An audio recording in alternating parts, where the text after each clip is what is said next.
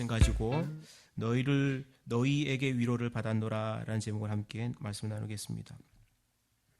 사도 바울은 총 3차에 걸친 선교여행을 하였습니다. 3차 선교여행 중에 2차 선교여행은 가장 길고 오랜 시간 그리고 가장 먼 거리를 이동하며 복음을 전한 여행이었습니다. 데살로니가 사역은 2차 선교여행 중에 일어났다라고 계속 이야기하고 있습니다. 2차 선교여행 중에 데살로니가 사역은 참 사도 바울에게 있어서는 가장 안타까운 일이고 아픈 손가락과 같은 것입니다.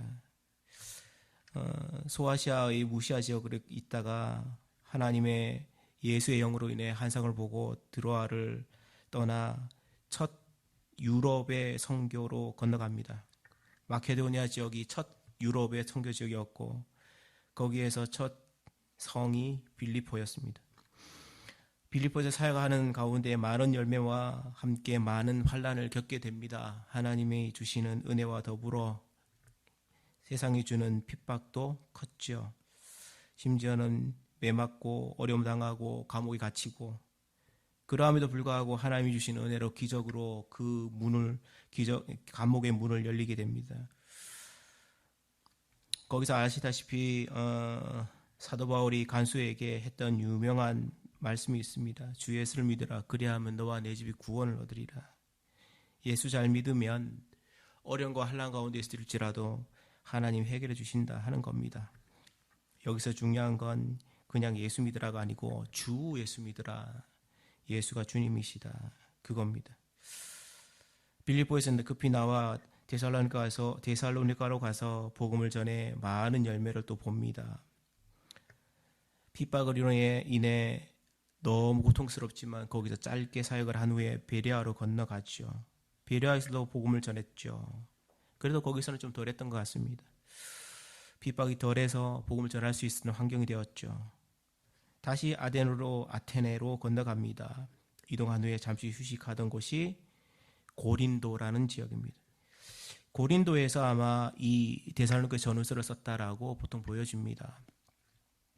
사도 바울은 데살로니가에서 유대인에게 쫓기듯 나와서 그들에게 대한 걱정이 아주 컸습니다. 심히 걱정이 컸죠. 걱정을 참다 못해 아테네에서 잠시 머물 때 디모데를 데살로니가로 보냅니다.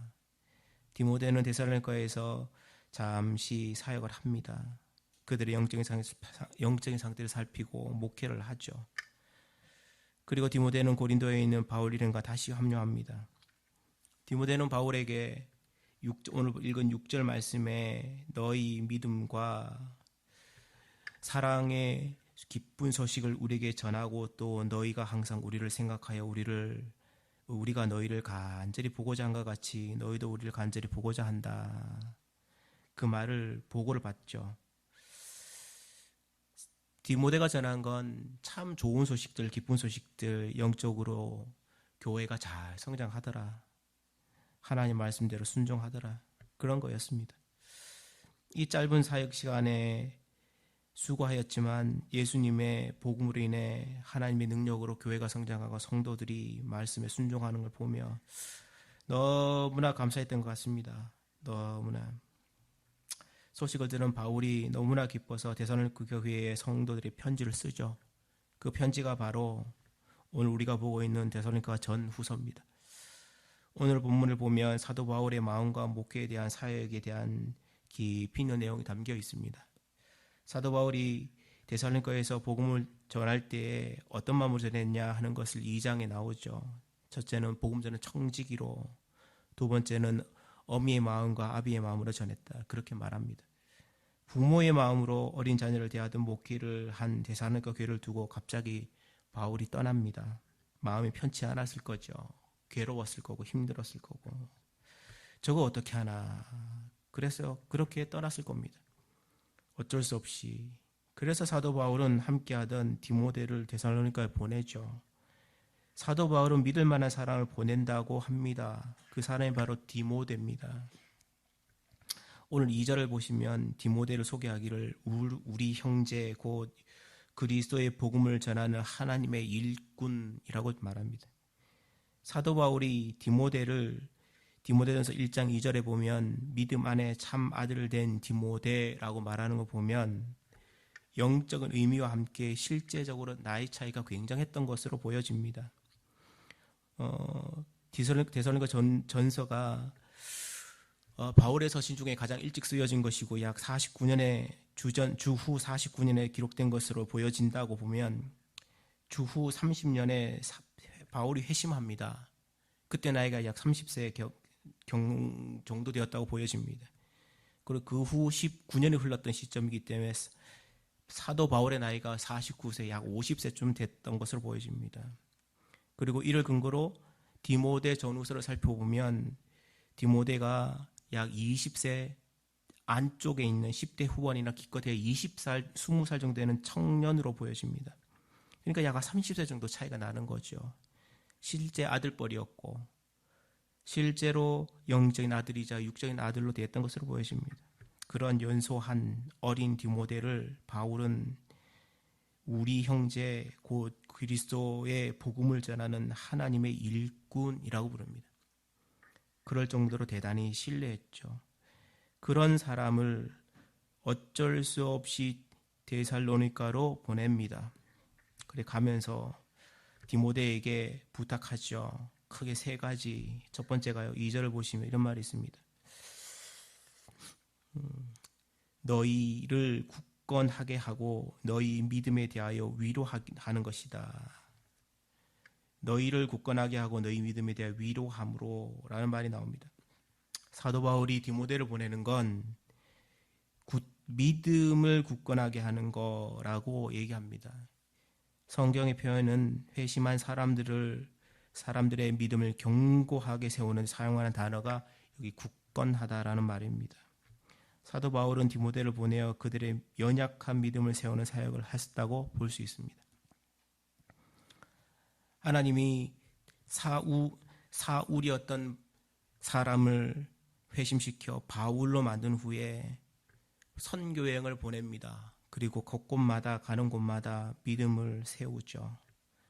하나님의 복음을 전하고 믿음이 무엇인지를 알려주고 교회가 든든히 세우기를 바라는 마음으로 하나님이 바울을 사용하셨습니다. 그런 것처럼 바울은 디모데를 똑같이 믿음을 세우고 교회 세우고 성도를 세우는 일에 함께하라고 했습니다. 어떤 의미에서 20세 전후 기껏해야 20세 후반 정도 되는 어린 나이에 불구하고도 그 영적인 깊이가 탁월했다고 보여지는 디모데라는 사람을 사용한 건 나이와 무관하게 영적인 문제는 더없이 중요하기 때문에 그렇습니다. 말씀을 가르치고 성도들의 마음을 위로하는 사역이 필요한 것이죠.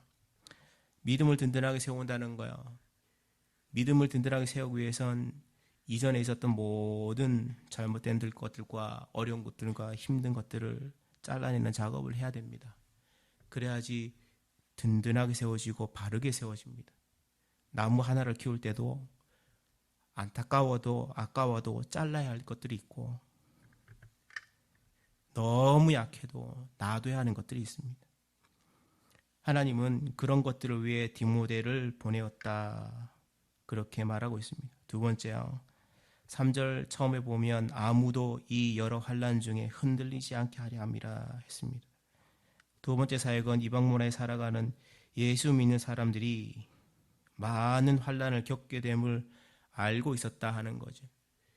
사도 바울이 자신의 삶을 돌아보면 이 유대 문화에서 유대의 신앙에서 예수 믿는 복음으로 전향했을 때 얼마나 어려움을 겪는지 잘 알았습니다. 그만큼 이방 문화에 있었던 사람들이 예수 믿게 되면 얼마나 어려움 당하는지 누구보다 잘 아는 사람이 바울이다, 사도 바울이다 이렇게 말합니다. 그것을 이야기하며 성도들한테 흔들리지 말아라 그렇게 말합니다. 흔들리는 성도들을 잘 살피라 그렇게 디모데에 부탁합니다. 흔들린다는 말의 원뜻은 속이다 하는 겁니다. 속임 당하지 않게 해라 그렇게 말하고 가르칩니다. 연약하고 어린 성도들이 세상이 주는 환난과 고난으로 인해 속임수 당할 수 있습니다. 거짓된 이야기로 교훈으로 교회를 속일 수 있습니다. 그거 속지 않게 잘 가르쳐라. 그렇게 해서 디모데를 보냈죠. 세상이 주는 환난과 고난을 통해 또는 달콤한 교훈을 통해 사람들이 겁을 먹거나 자신감을 가질 수 있습니다. 그렇지만 이것이 아니면 안 된다는 마음을 심어줄 때마다 복음과 교훈과 믿음으로 옳고 그름을 분간해내는 성도가 필요하고 교회가 필요합니다. 그로 인해 사람이 속지 않게 되고 또한 더욱 든든히 서게 되죠. 성경은 그걸 경고합니다. 속지 마라. 거짓된 거 속지 말고 복음에 합당한 일로 잘 세워져 가라. 세상 살아가는 특별히 이방 문화와 이교 문화가 판치는 그 시대, 또 지금과 같은 시대에는 진짜 눈을 뜨고 무엇이 옳은가를 잘 살펴보는 그런 사람이 필요합니다. 세상에 살아가며 환난과 고난을 당하게 됩니다. 교회도 안 그렇지 않겠습니까? 교회가 온전하게 평안한 시제를 살아가는 거 그리 많지 않습니다. 이런 일로 저런 일로 고난당하고 어려움 당하고 성도들 어려움 당하는 것처럼 사역자들도 어려움 당하고 힘듦 당합니다. 그러함에도 불구하고 예수 그리스도를 주로 섬기는 삶을 살아가는 것은 그리스도인의 당연한 의무입니다. 의무입니다. 왜냐하면 복음만이 진리고 예수 그리스도만이 생명이고 구원이기 때문에 그렇습니다. 세 번째요. 이러므로 나도 참다 못하여 너희 믿음을 알기 위하여 그를 보내었다 했습니다. 여기서 뭘 말하죠? 나도 참다 못하여 너희 믿음을 알기 위하여 라고 말합니다. 여러분, 믿음이라고 해서 다 같은 믿음 아닙니다. 교회라 해서 다 같은 교회도 아니고 예수 잘 믿는다 그래서 똑같은 예수 잘 믿는 것도 아닙니다. 예수 잘 믿는 거 다 다를 수 있습니다. 어떤 사람이 세워질 때는 어릴 때는 어릴 대로 커서는 커서 그렇게 필요에 따라 세워져 갑니다. 사역자들도 그렇습니다. 한 목사님이 한 교회를 잘 세워 30년, 40년 사역하면서 성장을 보고 커지는 거 보고 부흥도 보고 기적도 보고 이적을 보면 얼마나 좋겠습니까? 그렇지만 대다수의 교회는 그렇지 않습니다. 대부분이 하나님이 쓰고자 하는 대로 쓰시고 거기를 떠나게 하거나 머물게 합니다. 사도 바울이 마음에는 항상 데살로니가 성도들의 믿음 곧 예수의 복음을 잘 따라 사는가가 궁금했습니다. 많은 사역자들이 성도들의 이 믿음을 살핍니다.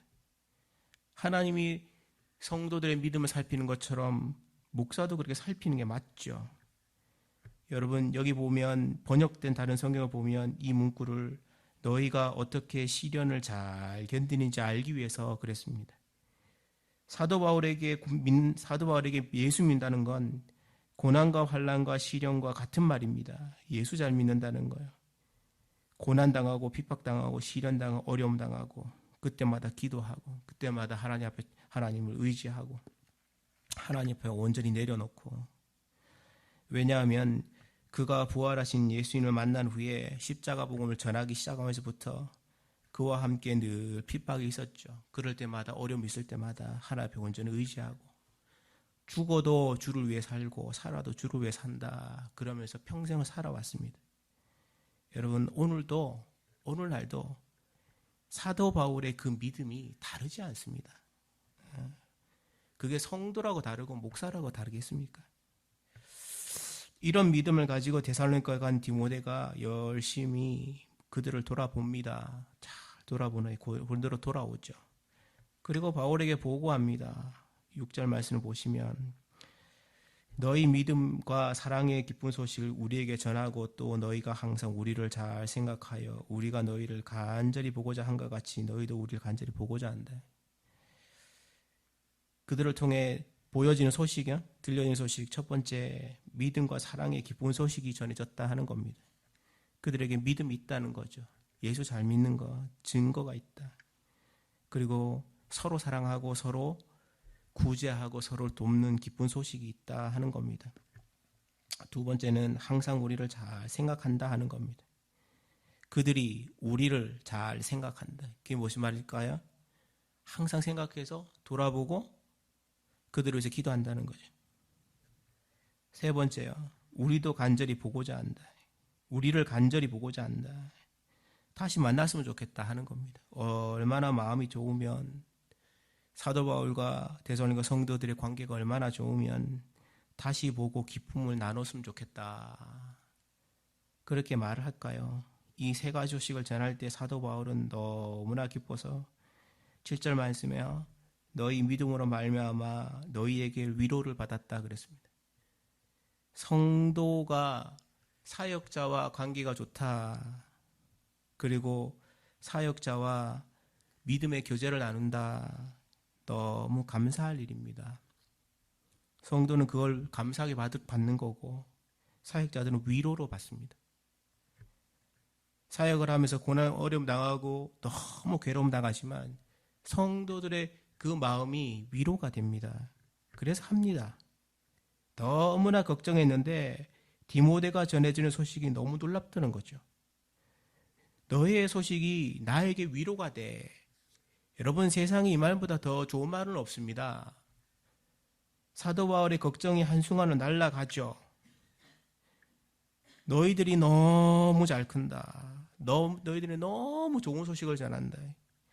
어른들이 젊은 청년들이 결혼하고 아이 낳고 하는 거 보면서 잘 살아줘서 고맙다 그러죠. 그게 뭐 대단한 고마움입니까?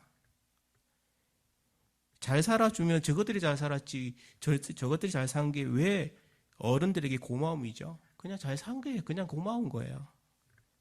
좋은 소식이죠, 그게. 그게 전부입니다.